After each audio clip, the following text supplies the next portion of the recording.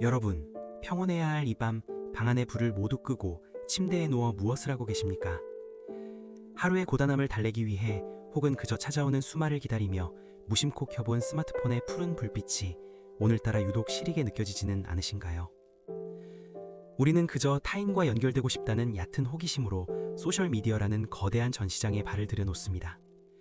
하지만 그 끝에서 우리를 기다리고 있는 것은 따뜻한 위로나 연대가 아닙니다. 화면을 위로 쓸어올릴 때마다 쏟아지는 타인들의 완벽한 삶. 누군가는 늦은 밤 고급스러운 오마카세에서 잔을 부딪히고, 누군가는 에메랄드빛 바다를 배경으로 여유로운 미소를 지으며, 또 다른 누군가는 젊은 나이에 이룩한 경제적 성취를 자랑스럽게 증명합니다. 화면 속 세상은 흠결 하나 없이 매끄럽고 눈이 부실 정도로 찬란합니다.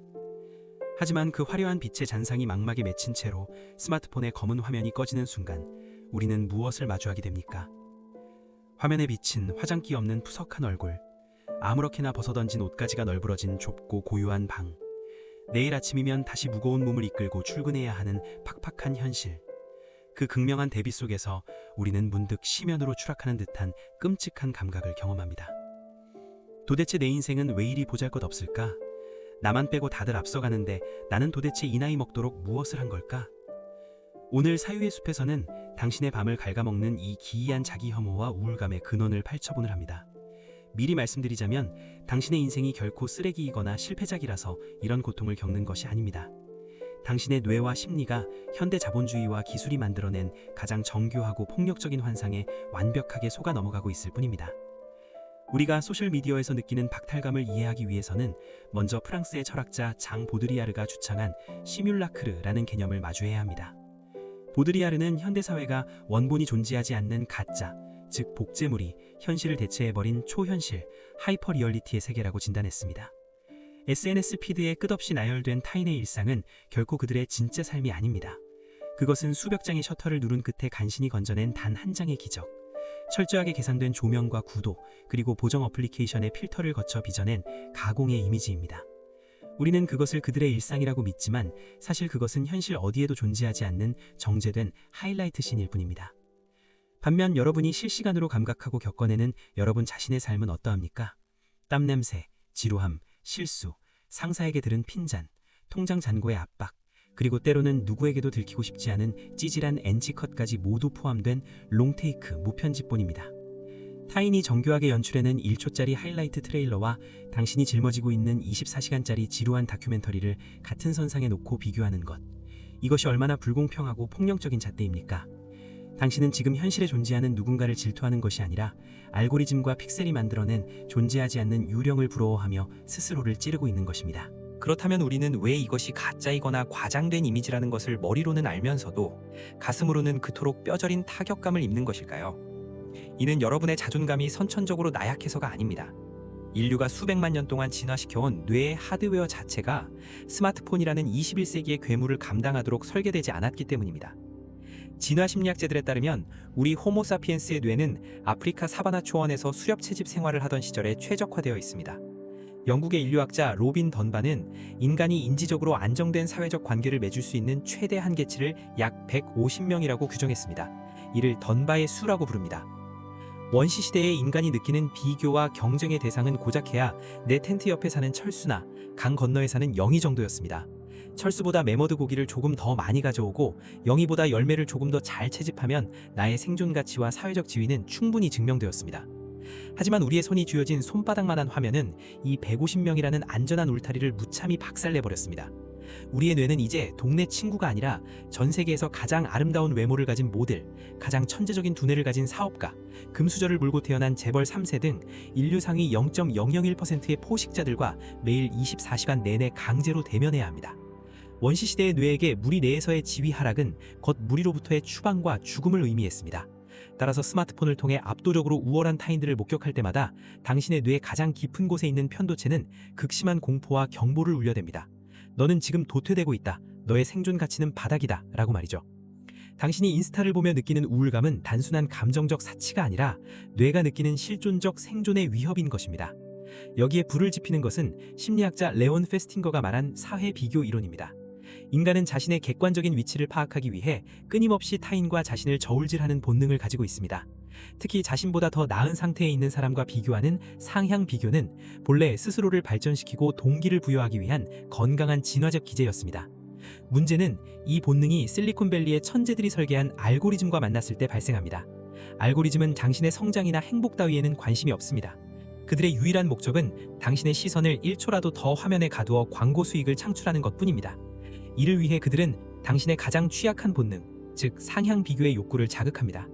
알고리즘은 마치 카지노의 슬롯 머신처럼 작동합니다. 당신이 화면을 내릴 때마다 무작위로 가장 자극적이고 가장 부러움을 유발하며 때로는 당신의 열등감을 가장 날카롭게 찌르는 이미지들을 간헐적으로 보상처럼 던져줍니다. 우리는 화면을 내리며 도파민에 중독됨과 동시에 끝없이 비교당하며 내면의 자아를 조금씩 갉아먹히는 잔혹한 게임의 테이블에 스스로 앉아있는 것입니다. 여러분, 혹시 소셜미디어를 보며 질투나 부러움 너머의 더 깊은 감정, 즉 무력감과 죄책감에 시달려 본 적 있으십니까?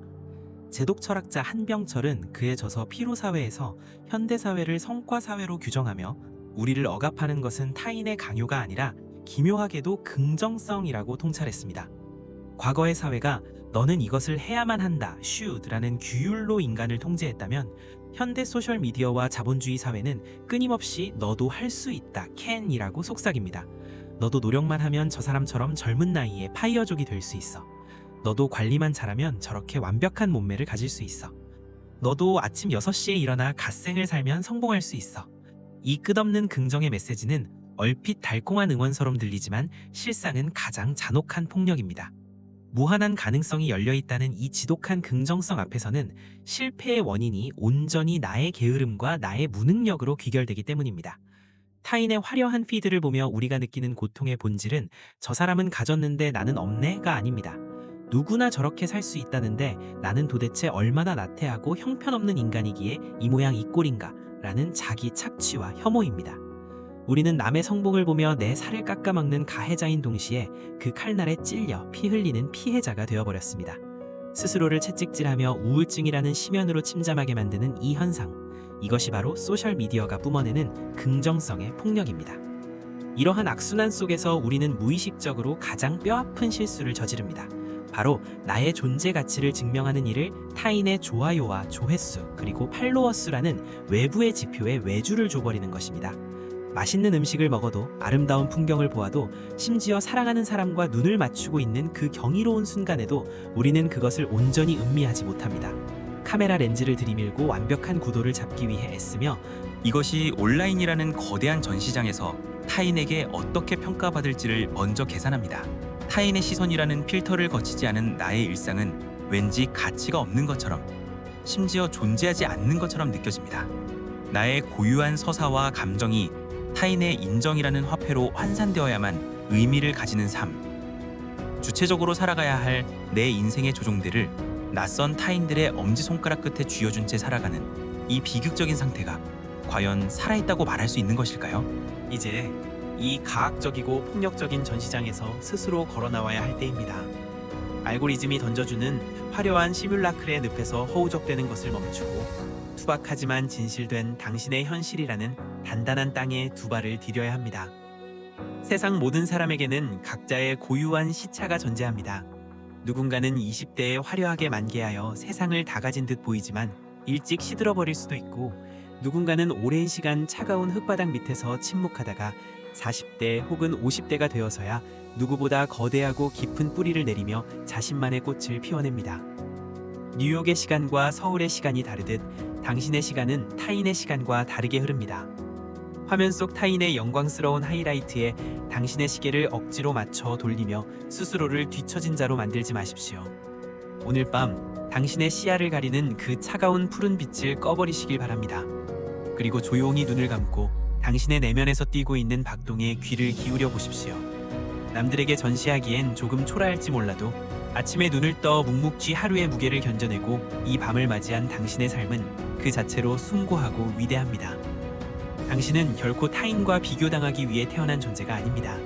당신은 그저 당신이라는 단 하나의 고유한 예술작품을 완성해 나가는 중일 뿐입니다. 지루하고 때론 고통스러운 당신의 그 NG컷들이 모여 훗날 누구도 흉내낼 수 없는 가장 아름다운 엔딩씬을 만들어낼 것을 믿어 의심치 않습니다. 자신의 삶을 온전히 긍정하는 밤이 되시길 바랍니다. 지금까지 사유의 숲이었습니다.